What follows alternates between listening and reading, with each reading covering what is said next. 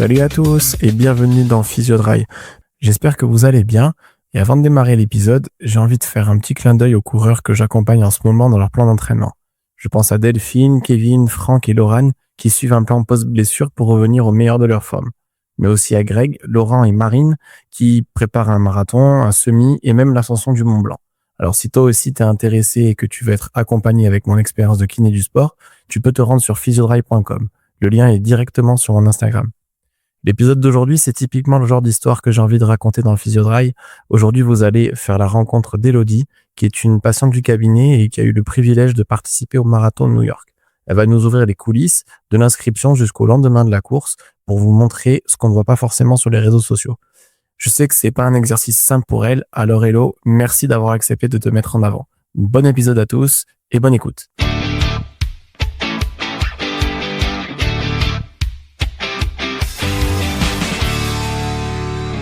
Salut Elodie, merci d'être avec nous. Je suis vraiment ravi de t'avoir avec nous aujourd'hui pour ce nouvel épisode. Salut Florian, merci de m'interviewer pour parler de conception. Enfin, c'est ça. Je suis vraiment content parce que cet épisode, ça fait des mois que je voudrais le tourner.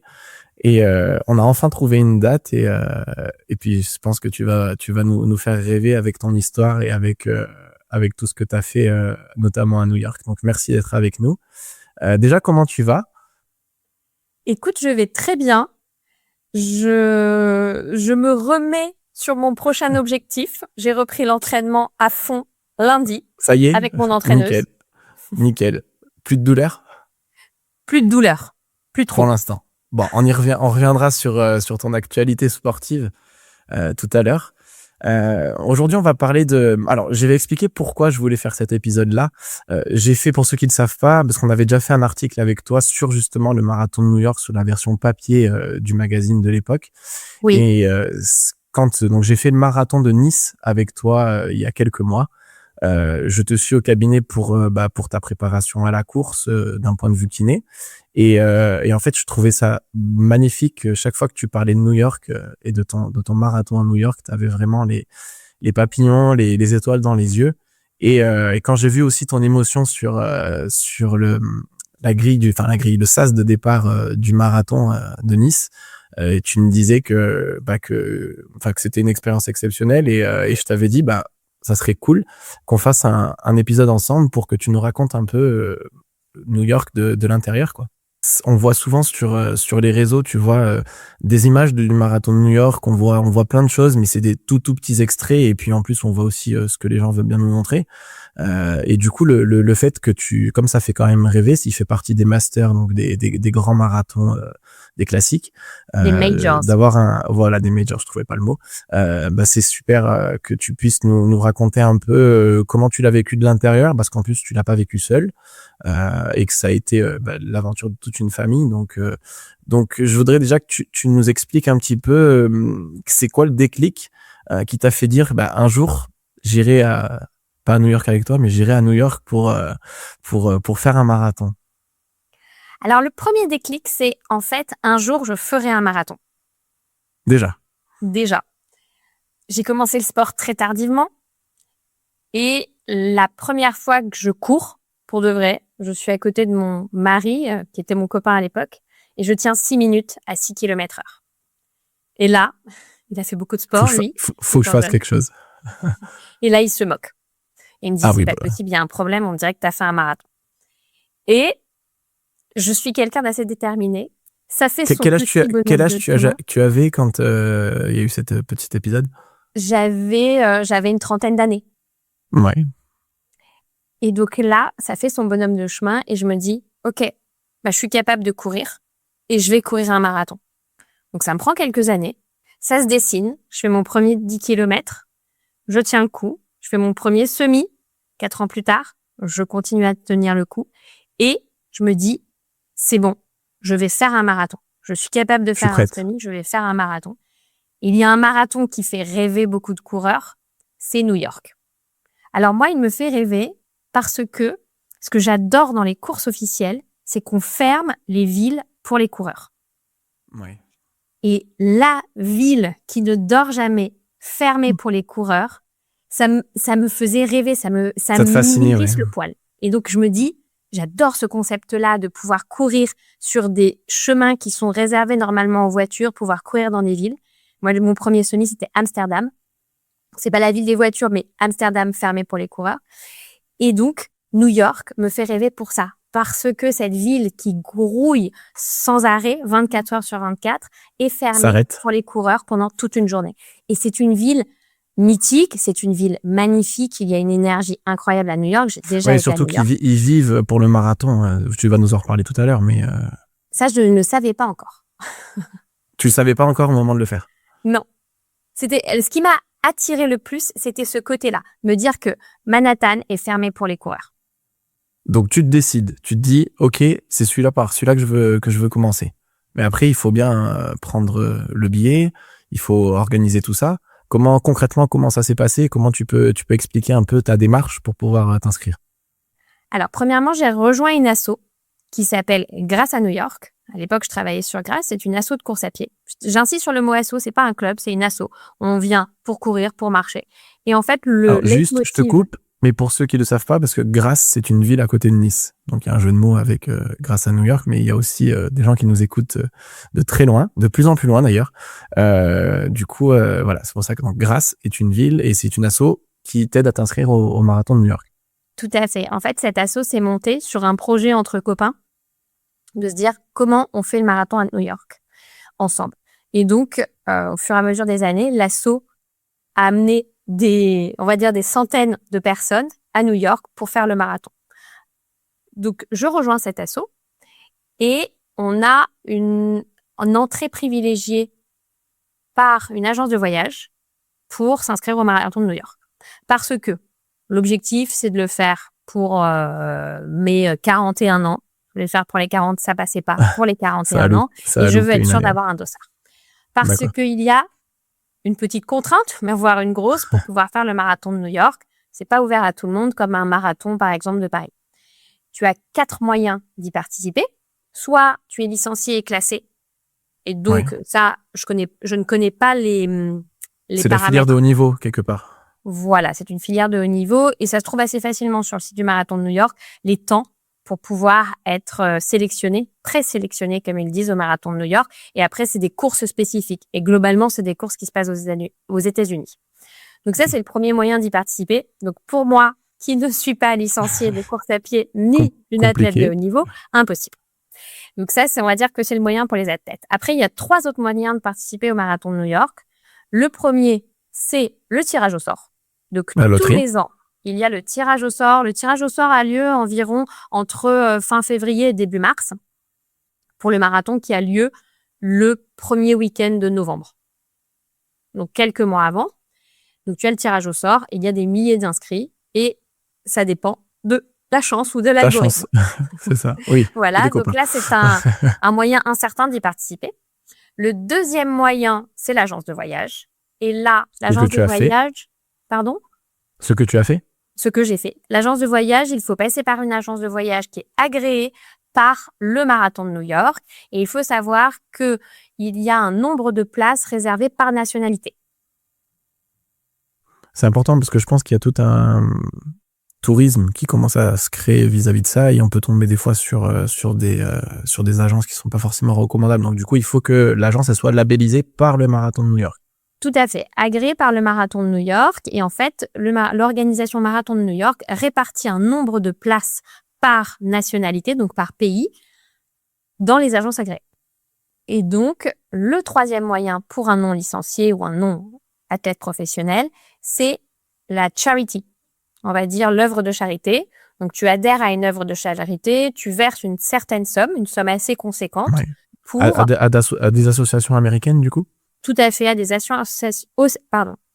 associations américaines, une certaine somme. Le ticket d'entrée, je ne voudrais pas te dire de bêtises, mais il se situe autour de $4,000.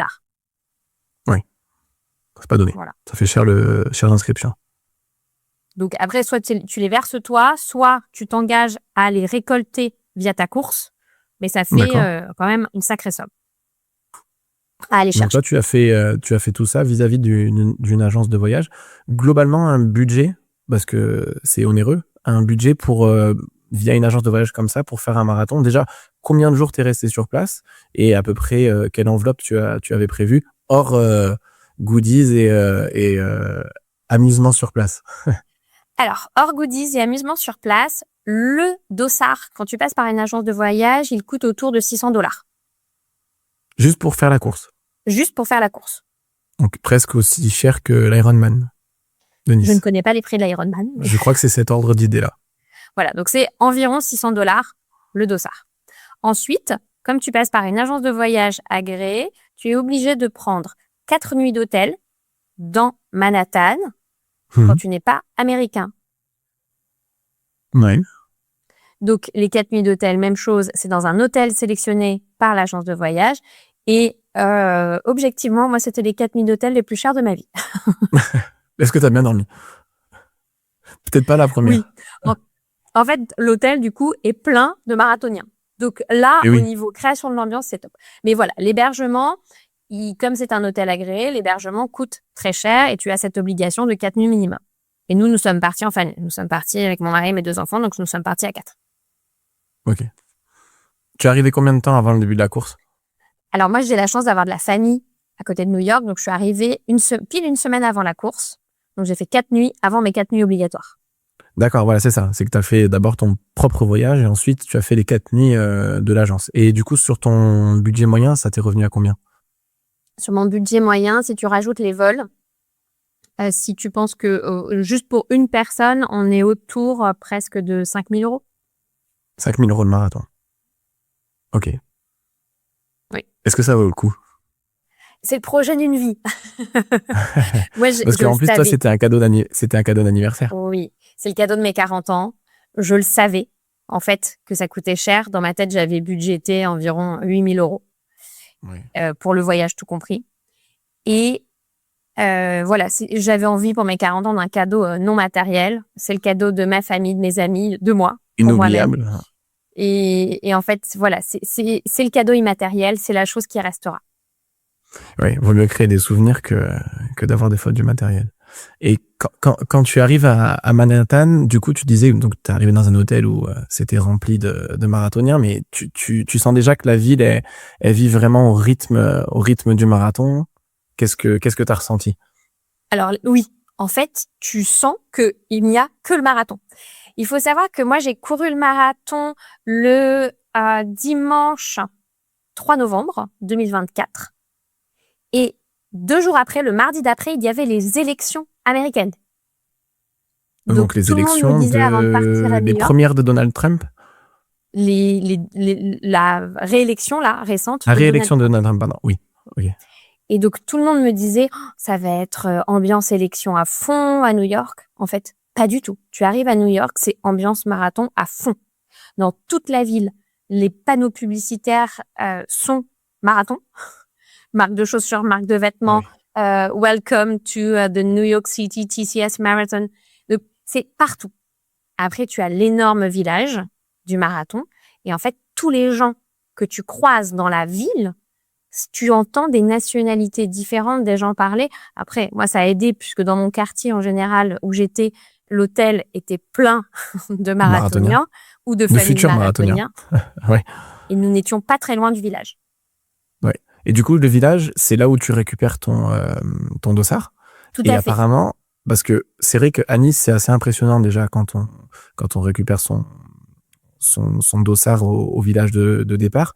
Et comme tu disais, pareil, moi, c'est ce qui m'avait marqué à Nice. Il y a énormément de nationalités et de gens, de touristes qui font le marathon. Alors, j'imagine même pas à New York. Apparemment, c'est une expérience, ce village du marathon. Comment tu l'as vécu de l'intérieur? Alors déjà, tu dois réserver ton créneau pour y aller. Ah oui, pour récupérer ton dossard. Il y a environ 60 000 coureurs, plus les accompagnateurs. Et oui. Tu dois réserver ton créneau pour pouvoir aller au village du marathon. Ok, déjà, ça, c'est un concept. Ça, c'est un concept. Et on va dire que c'est fait à l'américaine. C'est un show. C'est dans un bâtiment immense. Il y a des stands de toutes les marques partenaires, voire d'autres marques. C'est commercialisé à fond. Donc ça, c'est la partie expo. Mais quand tu vas récupérer ton dossard, tu rentres. Donc tu fais la queue, il y a des sas et ainsi de suite, tellement il y a de S'il y a monde. du monde, ouais. Et en fait, moi, là, l'émotion, elle commence à monter là. Quand tu Là, tu te dis, ça réalises y est, que c'est tu vois maintenant, cette quoi. espèce d'énorme banderole qui te dit bienvenue au marathon de New York, tu réalises que tu vas récupérer ton dossard. C'est l'aboutissement, alors oui, de 3 mois de préparation, mais de 10 ans de rêve, en fait. De se Bien dire, sûr. je Et ferai un puis, marathon et je ferai le marathon de New York. 3 mois de préparation physique, enfin, de course à pied, mais tu as aussi 1 an de logistique derrière, je pense. 1 an de logistique en amont. Oui, moi, j'ai commencé à m'entraîner sérieusement 1 an avant et après, j'ai fait mon programme de préparation Spécifique, ouais. spécifique pendant 3 mois. Et Et donc, l'émotion, le vas-y. monde, les sourires sur la tête des gens. Il y a beaucoup de gens aussi qui partagent sur les réseaux. Tu as beaucoup de gens avec le téléphone à la main. Moi, j'ai choisi de vivre cette expérience sans le téléphone à la main. Donc, c'est on va dire, un melting pot de personnes et tu as de tout. Tu as de tout. Tu n'as pas que des coureurs au sens pur du coureur avec le physique du coureur. Tu as tout type de personnes. Donc, Et ils se apparemment, retrouvent là pour aller chercher leur petit dossard. il y a une petite course la veille qui finit du coup sur la future arrivée du lendemain. C'est du coup, à quoi sert cette course? C'est comme un warm-up un peu géant. C'est une vraie course où il y a des gens qui se challengent dessus.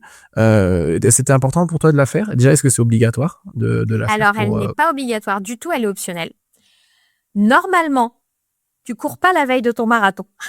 Ah, ça dépend. Moi, sur mes prépas, alors pas la veille, mais des fois l'avant-veille, j'aime bien L'avant-veille. faire un petit quart d'heure à mes coureurs pour se rassurer et avoir des petites sensations.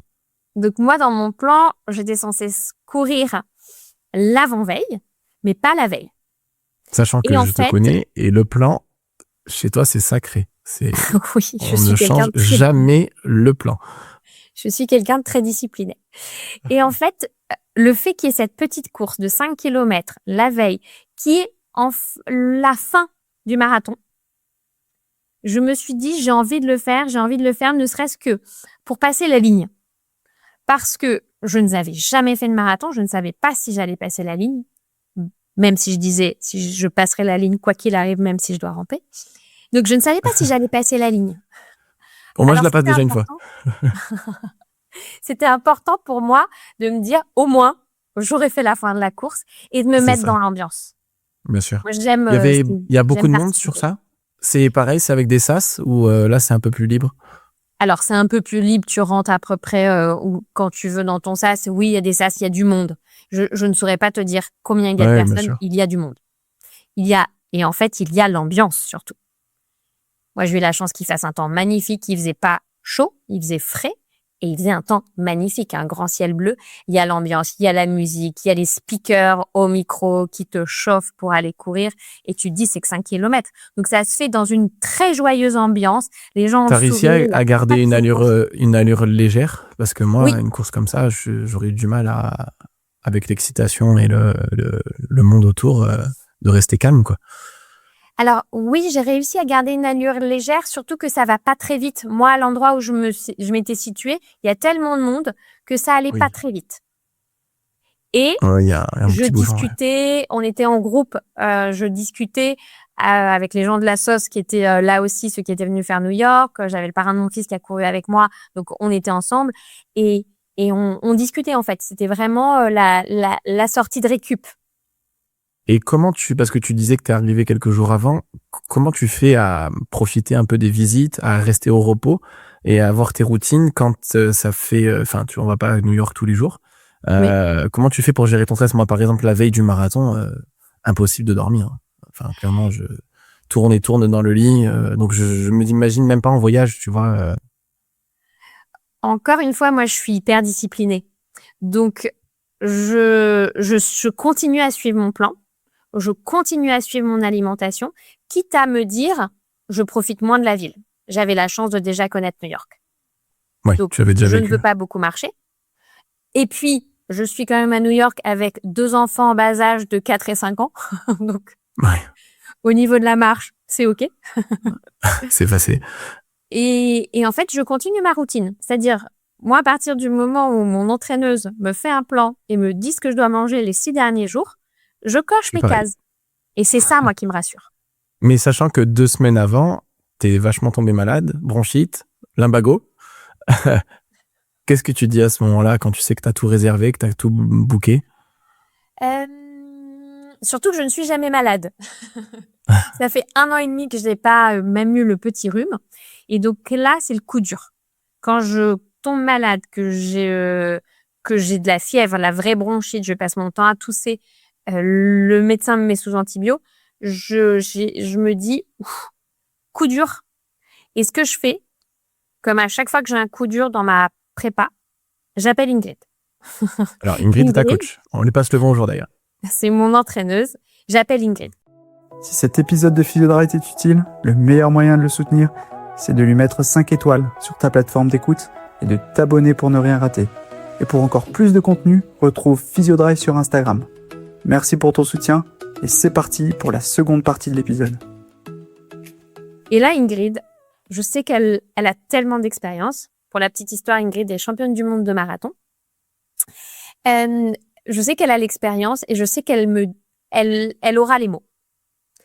Elle me dit, c'est normal. 15 jours avant, t'as un coup de fatigue, t'es malade. Toujours une broutille. Ça va te permettre de refaire ton immunité et d'être au top au moment du marathon. C'est normal. Elle me dit, moi, ça m'arrive tout le temps. Ok. Bon, pour le dos, je sais que t'es là, toi, Florian. Ouais, j'essaye. Et donc je repars, je suis mon traitement, je repars reboosté. Mais j'avoue, coup dur, moralement, de se dire, tard, j'ai une grosse crève, là, maintenant, c'est vraiment pas le moment. Ouais, ça va me gâcher, ouais. Et du puis, coup, le matin. Ça fatigue, ça donne des désordres alimentaires. Moi, ça peut donner aussi des faiblesses au niveau des tendons, certains antibiotiques, donc. J'avais très peur de gérer le marathon au niveau des ordres alimentaires. Ouais. Ça, je me souviens que c'était vraiment ta grosse hantise. Et le matin de la course, du coup, tu te réveilles et départ vers Staten Island. Yes. Tu peux nous raconter un peu déjà le trajet et puis un peu globalement le parcours du marathon, par où est-ce que ça passe à New York? Alors, le matin, je me réveille. Je me suis mise dans un sas de départ assez tôt parce que je me connais, j'avais besoin de partir, pas dans les premiers, parce que c'est impossible de partir dans les premiers, mais j'avais besoin de partir le matin. Parce qu'il y a quand même, je ne sais pas combien de temps je vais mettre à faire ma course, mais il y a quand même 42 kilomètres à faire. Donc, moi, réveil à 5 heures, et à 5 heures, dans le froid, je me dirige vers les bus. C'est hyper bien organisé. On est à New York, c'est l'organisation à la militaire. C'est-à-dire que il y a du monde partout, les bus partent, les gens font la queue, les bus partent et ça part, ça file vers Staten Island. Et en fait, j'ai un souvenir d'être à 5 heures du matin dans la rue à New York avec le soleil qui commence à se lever. À pointer entre les buildings. En pointer entre les buildings et de me dire que je suis privilégiée en fait. Il y a un ciel incroyable. Ça y est, je suis enfin à mon marathon de New York. Je vois ce ciel sans nuages, translucide, qui commence à s'éclairer et un calme incroyable dans la ville, puisque en fait, la ville est déjà fermée. Ouais. Et là, je sens l'adrénaline qui monte parce que je me sens hyper privilégiée de vivre ça. Et mon ami qui est à côté de moi, qui râle parce qu'on s'est levé tôt, je lui dis, regarde la chance qu'on a, le temps qu'il fait, et New York est à nous. Et donc, on monte dans le bus. On a environ 45 minutes de bus. Lui dort. Moi, je reste les yeux écarquillés à la fenêtre de regarder cette ville qui est stupéfiante quand tu la vois, parce que c'est une très belle ville. C'est une ville avec une architecture imposante, avec beaucoup de diversité. Donc, je suis collée les yeux à la fenêtre en me disant, c'est mon trajet vers la ligne de départ. Je vois passer la Statue de la Liberté, je vois au fur et à mesure le ciel s'éclaircir grâce au soleil et je me dis c'est un temps de rêve. Ah ouais, c'est des conditions parfaites. C'est les conditions parfaites. Et je sais qu'il fait froid aussi. Donc, doublement conditions parfaites. Ma peur, c'est le vent et je ne vois pas de vent. Ouais, ça t'a rassuré. Donc, je suis rassurée. Donc, je me calme, je rentre dans ma bulle, je profite de ce trajet avant d'arriver dans ce qu'on appelle le village du marathon, le village du départ, et je sais qu'il y a beaucoup de monde. Et quand le coup de canon du départ il est donné, progressivement tu montes vers le premier gros pont donc qui relie Staten Island à Brooklyn. Oui. il y a une particularité sur tous ces ponts. Tu peux nous expliquer un peu comment tu vivais le passage de chaque pont? Alors, je savais que chaque pont représentait du dénivelé plus ou moins important. Il y en Parce a qu'ils sont 5 en sur le forme un parcours. petit peu courbée. Oui. Et le premier est le plus gros pont qu'on traverse. Et c'est l'image, en fait, c'est souvent l'image qu'on donne du marathon de New York. On voit la skyline, on voit la Statue de la Liberté en fond. C'est le départ à l'américaine, le vrai coup de canon. Il y a la chanteuse de gospel qui chante a cappella l'hymne américain. Après, tu as ton coup de canon, tu pars. Il y a les hélicoptères qui tournent. Tu as la Statue de la Liberté au fond, ce ciel bleu, tu es sur le pont. C'est un film. C'est un film, vraiment. Et moi, j'avais les poils dressés sur les bras. La chair de poule, Nandia. J'y suis vraiment, en fait. Bon, t'as dû même pleurer. T'as dû même pleurer sur le sas de départ. J'ai pleuré dans le sas de départ. Ah bah, oui, oui. J'ai l'émotion qui est montée quand. Mais même on le sent quand tu parles que ça t'a marqué. Ah oui. Et en revanche, une fois que le coup de canon est donné, là, il n'y a plus une larme. J'y vais. Je suis déterminée. Je vais courir le marathon de New York. Ouais.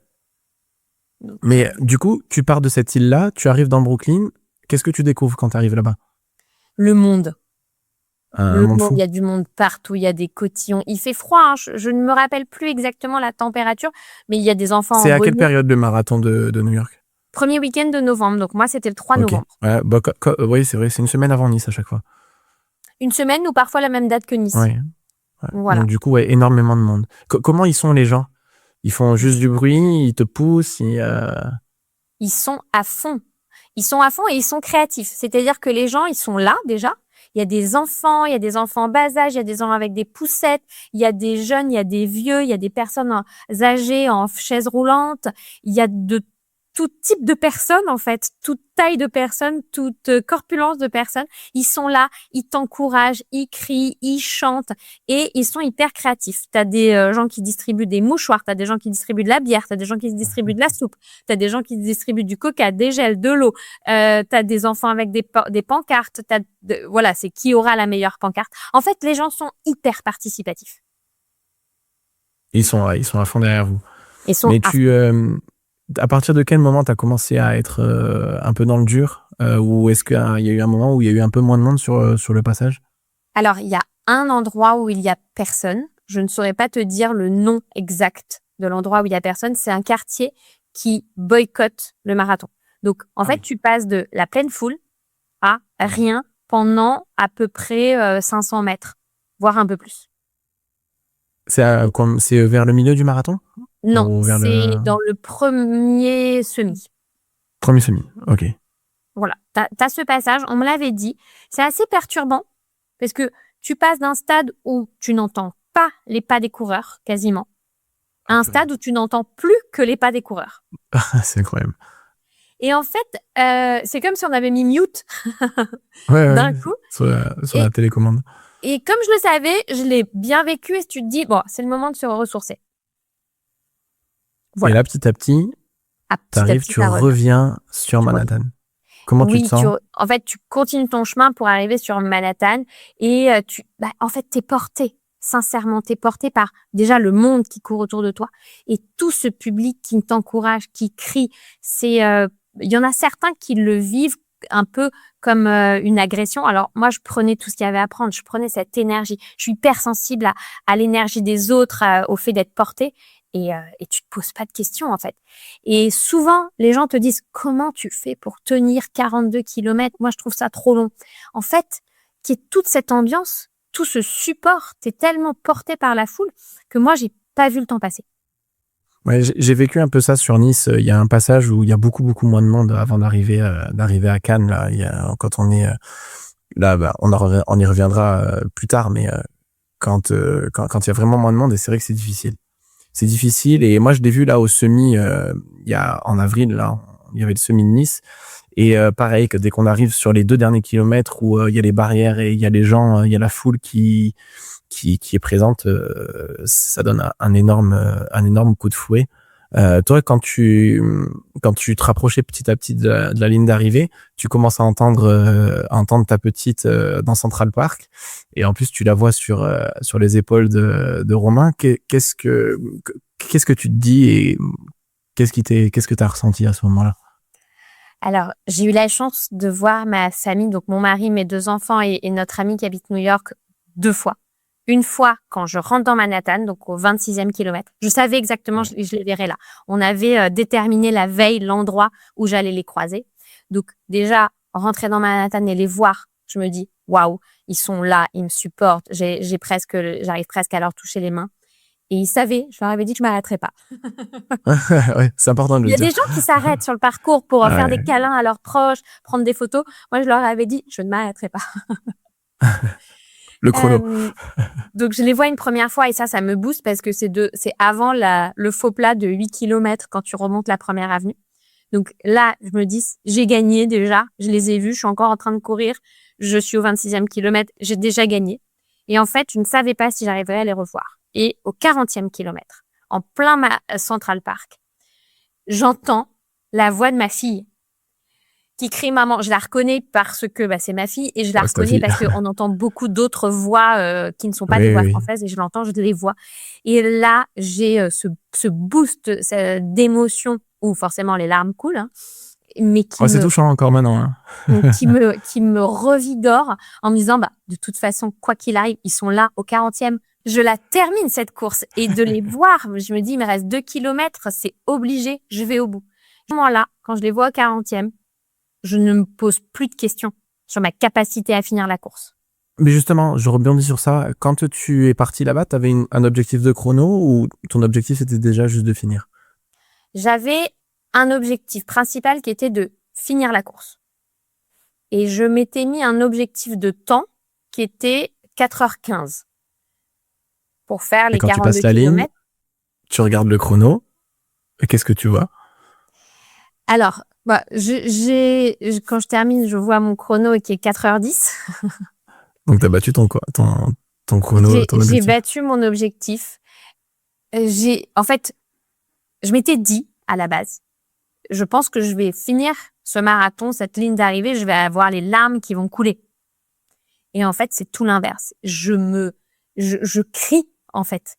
Je me sens hyper forte. Je sens cette force en moi de me dire, je l'ai fait et on me passe la médaille autour du cou, là, comme dans toutes les fins de course. Et je crie, genre un cri de guerre. Je l'ai fait. Et voilà, c'est ce que je te disais. J'ai cette force en moi, là. Et Je du suis coup, sur un quand tu nuage. es sur un nuage, et la particularité, c'est que le lendemain, tu achètes un journal, et qu'est-ce que tu vois dans le New York Times? Alors, il y a une particularité, c'est que pour avoir ton nom dans le New York Times, il faut faire moins de 6 heures. Donc, j'étais sûre de l'avoir. Après, j'avais pas anticipé. Il était sold out dans tous les kiosques au moment où j'ai voulu l'acheter. Donc, je ne suis pas repartie avec mon New York Times, mais j'ai fait la photo des gens de mon de ton nom. asso qui, eux, l'avaient acheté. Donc, voilà. C'est le petit plus. Il Il y a pas que ça, il y a pas que ça que plus, parce que le lendemain, quand tu te balades avec ta médaille, il y a d'autres choses aussi.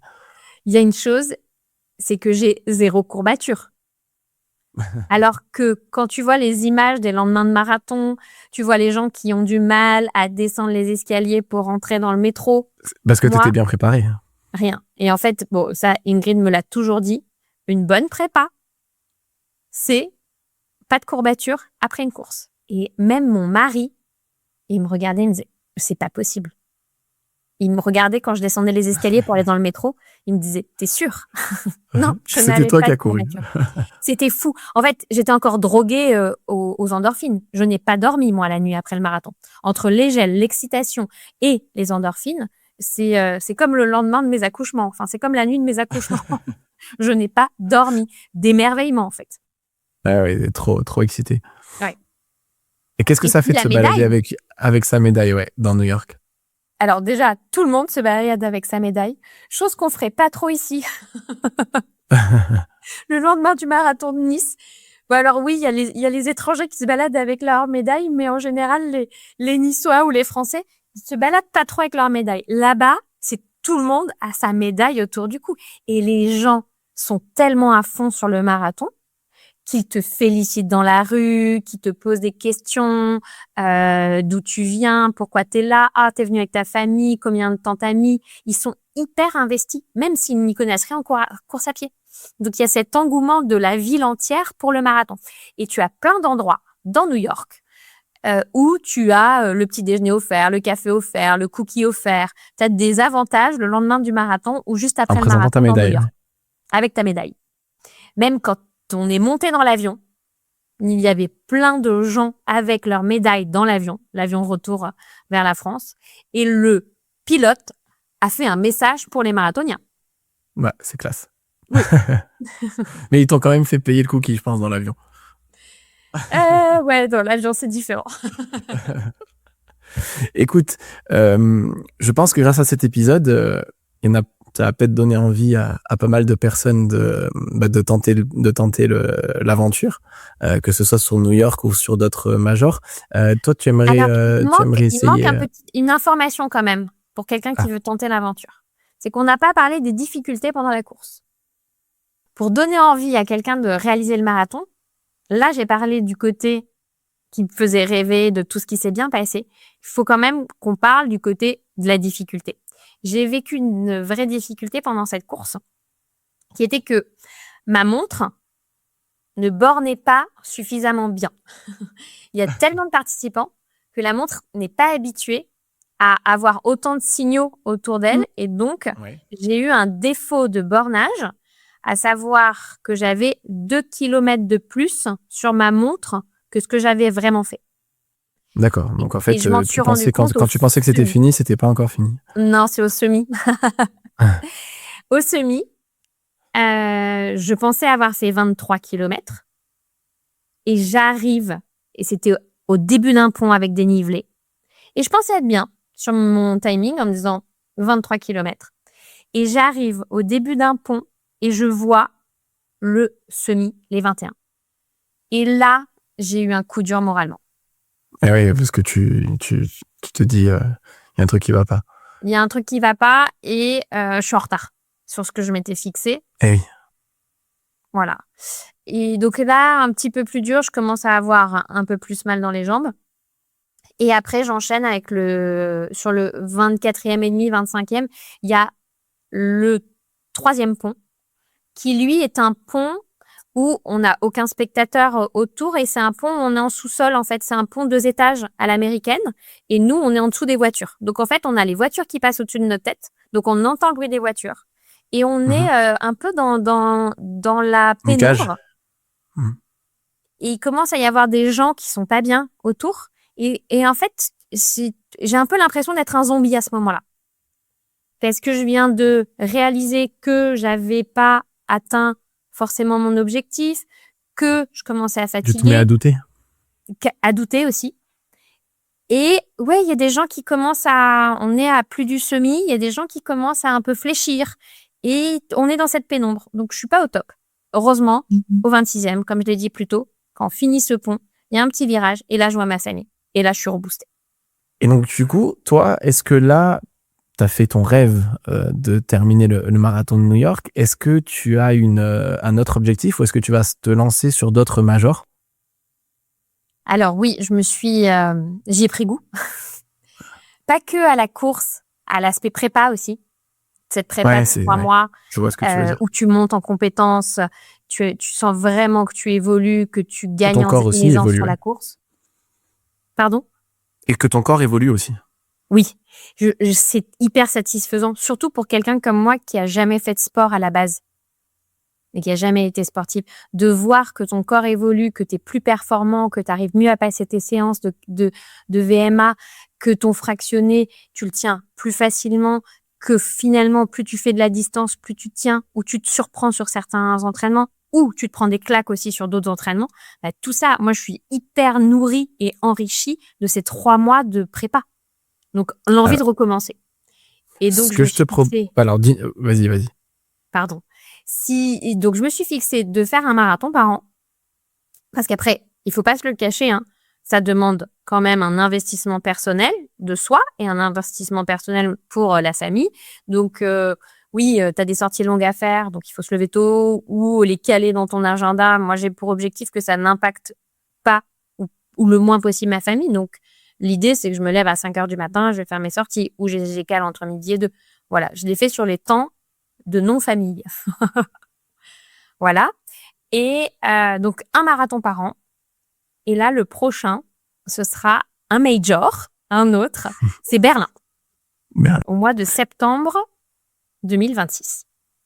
Alors, ce que je te propose, tu as parlé aussi de le fait d'essayer de faire un marathon par an. On a plein de choses à dire aussi sur l'expérience commune qu'on a eue sur le marathon de Nice. Donc, ce que je te propose, c'est de revenir nous voir et qu'on refasse un petit épisode sur la place et l'importance de l'expérience en course à pied. Parce que je pense qu'il y a plein de choses intéressantes à dire dessus. Donc, si tu es d'accord, c'est avec plaisir que je te redonne une invitation pour un prochain épisode. Avec grand plaisir, Florian. Tu connais Merci. mon engouement pour parler de course à pied.